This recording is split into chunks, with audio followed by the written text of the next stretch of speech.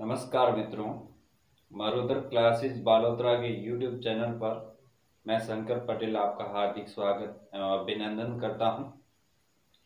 दोस्तों, आज मैं आपको बताने वाला हूं राजस्थान की प्रमुख प्राग ऐतिहासिक सभ्यताओं से संबंधित किस प्रकार के प्रश्न बन सकते हैं और जो विगत परीक्षाओं में पूछे गए किस प्रकार के प्रश्न पूछ रहे हैं विगत परीक्षाओं में, तो सारे कॉन्सेप्ट क्लियर करेंगे इस एक ही सेशन में। आप इस सेशन के अंत तक जुड़े रहें और अपने दोस्तों तक शेयर जरूर करें। इस चैनल पे पहली बार विजिट कर रहे हैं तो इस चैनल को सब्सक्राइब जरूर कर सकते हैं आप। तो दोस्तों, स्टार्ट करते हैं। पहली बात यह है कि सभ्यताओं से संबंधित प्रश्न काफ़ी सारे आ चुके हैं, परीक्षाओं में हर बार आते ही हैं। और राजस्थान की जितने भी एग्ज़ाम हैं, सारे एग्ज़ाम में आपकी राजस्थान इतिहास लगती हैं और उसमें राजस्थान की जो सभ्यताएं हैं इनसे एक दो प्रश्न हर बार आता ही, तो सभी के लिए इम्पोर्टेंट रहेगा। जिनमें पीटीटी, बीएसटीसी जो भी राजस्थान से संबंधित एग्जाम है सभी में लगभग राजस्थान इतिहास का ही टॉपिक लगता है। सबसे पहले दोस्तों, सभ्यताएं होता क्या है। सभ्यताओं का मतलब भी होता ये है कि जो प्राचीन समय में जो लोग निवास करते थे जिस स्थान पर, और उनसे संबंधित जो अवशेष समय प्राप्त होते हैं, हम जानकारी होती है कि यहाँ पर कोई नगर या गांव रहा होगा, तो उनके जो अवशेष मिले उनके आधार पर हम ये सोचते हैं कि ये यहाँ पर प्राचीन सभ्यताएं विकसित थी। जैसे कि आप मान सकते हैं कालीबंगा राजस्थान में, बागोर है, आड़ है, तो ये सभ्यताएं हैं। इनका विकास किस तरह से होता है, तो इनका विकास जो कि नदी घाटियों की तरफ अधिक रहा है। मोहनजोदड़ो, हड़प्पा, ये जो सभ्यता है ये पाकिस्तान में है और ये सिंधु नदी के किनारे या रावी नदी के किनारे थी। और अपनी जो आज बात करेंगे राजस्थान की सभ्यताओं के बारे में, तो सबसे पहले आज पढ़ेंगे राजस्थान की जो कालीबंगा सभ्यता है उनके बारे में। कालीबंगा सभ्यता का जो विस्तार है वो राजस्थान में किस जिले में हुआ है, ये प्रश्न आपके काफी बार परीक्षा में पूछा जा चुका है।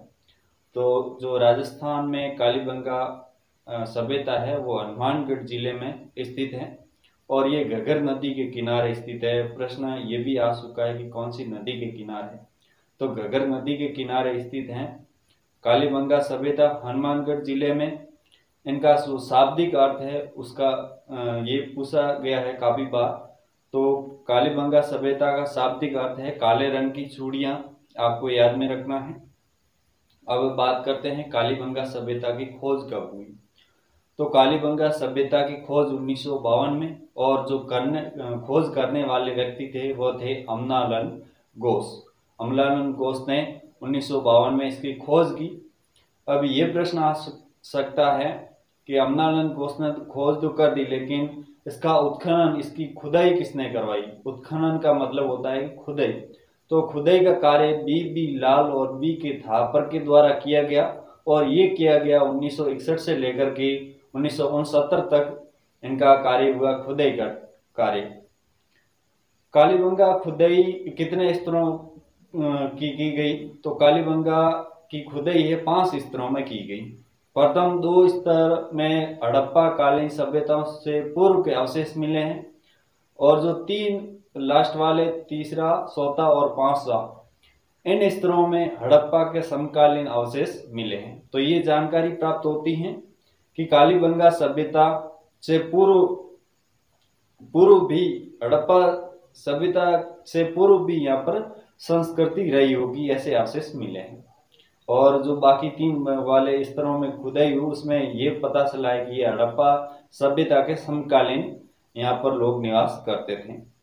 तो हमें उनके बारे में किस प्रकार से पता चलता है, जैसे उनकी खुदाई होती है तो खुदाई में जैसे कि कोई सूती का कपड़ा मिल गया तो उनमें बताते हैं यहाँ पर सूती के वस्त्रों का इन सभ्यता के लोगों को ज्ञान होता था। या फिर मर्दभांड यानी मिट्टी के बर्तन मिले हैं। यहाँ पर जो मिट्टी के बर्तन मिले वो कुरूप यानी कि उनको अच्छे रूप में नहीं डाला गया, लेकिन उनको काम में लिया गया है। तो इस वजह से ये मान सकते हैं कि यहाँ पर लोग मिट्टी के बर्तन भी बनाते थे। यहाँ पर ईंटों के अलंकृत ईंटें भी मिली हैं, यानी कि जो धूप में सुखाई जाती थी और फिर मकान बनाने में काम ली जाती थी। ये ईंटें भी यहाँ से प्राप्त होती हैं।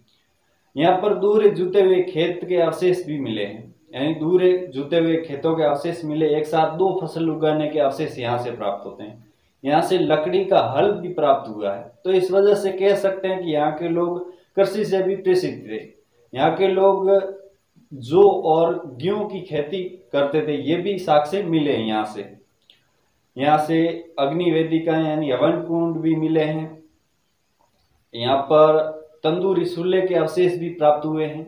यहाँ पर कपास के अवशेष मिले हैं। भूकंप के अवशेष भी यहाँ से मिले हैं कि काफी मकानों में दरारें वगैरह पड़ी हुई, तो इस वजह से जो काफी इतिहासकार ये भी मानते हैं कि ये सभ्यता है नष्ट हुई, ये भूकंप के कारण हुई है।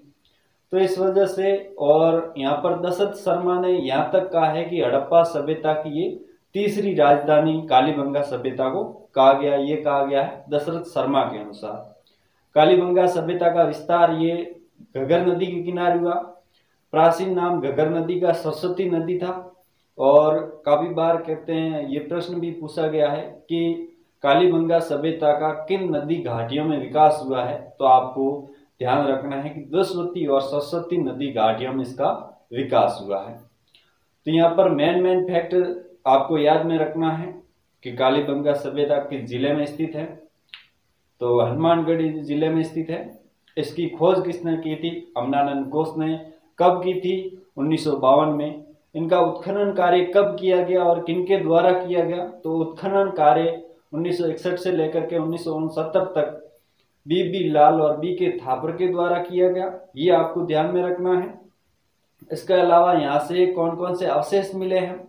यहाँ पर एक बात और है कि यहाँ पर शल्य शिक्षा के जो औजार भी प्राप्त हुए हैं और एक बालक की खोपड़ी मिली है, जिनमें ऑपरेशन के जो प्रमाण मिले हैं। तो यहाँ पर ये भी मान सकते हैं, इतिहासकार ये भी मानते हैं कि यहाँ के लोग शल्य शिक्षा में भी निपुण थे, यानी ऑपरेशन करने की विधि भी ये जानते थे। तो ये लोथल और कालीबंगा दोनों ऐसी सभ्यता है, यहाँ से शल्य शिक्षा के प्रमाण भी मिले हैं, तो ये आपको ध्यान में रखना है। बाकी अलंकृत ईंटें मिली हैं। यहाँ पर जौ और गेहूं उपजाने के अवशेष मिले हैं। दोहरे खेत के जो जुते हुए खेतों के साक्ष्य यहाँ से प्राप्त हुए। सूती कपड़े के साक्ष्य यहाँ से प्राप्त होते हैं। यहाँ पर मोहरें भी मिली हैं, यानी बेलन के आकार की मोहरें यहाँ से प्राप्त हुई हैं। तंदूरी चूल्हे के यहाँ से अवशेष प्राप्त हुए हैं।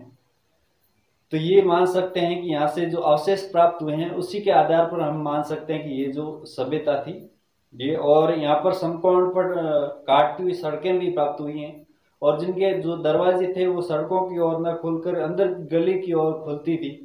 तो ये भी यहाँ पर कालीबंगा सभ्यता का जो आकार था वो चतुर्भुजाकार का था, यानी चतुर्भुज के समान। यहाँ पर भी 2 भागों में बंटे थे, एक नगरीय और एक दुर्ग में। नगर, ये जो सभ्यता थी ये नगरीय थी, ग्रामीण नहीं थी। आपको ध्यान में रखना है कि कालीबंगा सभ्यता किस प्रकार की सभ्यता थी, ग्रामीण थी या फिर नगरीय। तो आपको याद रखना है कि ये नगरीय सभ्यता थी। और यहाँ 2 थे, एक तरफ तो जो धनवान लोग या विशिष्ट व्यक्ति रहा करते थे उसे दुर्ग कहा जाता है, ऊंचा टीले की ओर रहते थे। और जो सेठ लोग वगैरह थे ना, वो टीले की तरफ रहते थे, और बाकी जनता थी वो नीचे की तरफ रहती थी। तो नगर और जो दुर्ग दोनों के साक्ष्य भी यहाँ से मिलते हैं, ये भी आपको ध्यान में रखना है। तो जो मेन फैक्ट थे कालीबंगा से संबंधित मैंने आपको बता दिया है कि कालीबंगा सभ्यता की खोज कब हुई थी, उत्खनन कब किया गया, कालीबंगा सभ्यता को हड़प्पा सभ्यता की तीसरी राजधानी किसने कहा था, ये आपको ध्यान में रखना है। यहाँ से जो अवशेष प्राप्त हुए हैं होते हैं, और यहाँ पर जो कब्रें हैं वो आयताकार और गोलाकार आकार में यहाँ से तो कब्रों के अवशेष भी यहाँ से प्राप्त होते हैं। तो ये जानकारी कालीबंगा सभ्यता से संबंधित थी। आपको कैसी लगी आप अपनी राय कमेंट बॉक्स में दे सकते हैं। थैंक यू, धन्यवाद, जय हिंद, जय भारत। मिलते हैं नेक्स्ट इसी सेशन के आगे, अगली कड़ी में हम गणेश और सभ्यता को पढ़ेंगे। Thank you.